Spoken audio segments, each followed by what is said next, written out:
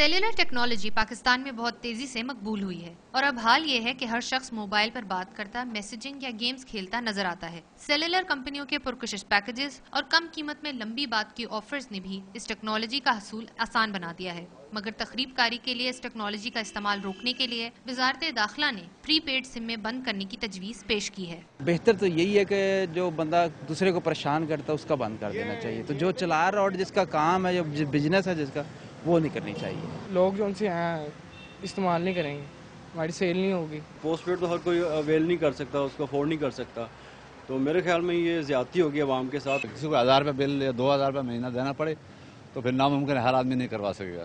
इस तजवीज़ पर जहां कुछ लोग नापसंदीदगी का इजहार कर रहे हैं, वहीं बहुत से इसे खुशाइंद करार दे रहे हैं। उनका कहना है कि इस तरह दहशतगर्दी के साथ रॉन्ग कॉल से भी छुटकारा मिल जाएगा। चले कम से कम जान तो बच जाएगी ना बंदे की, इसमें मेरे हिसाब से कोई इतना खास इशू नहीं है। ऐसे तो कुछ भी नहीं होगा, हम हर कोई अपनी अपनी सोचते हैं, मुल्क की कोई सोचते ही नहीं है।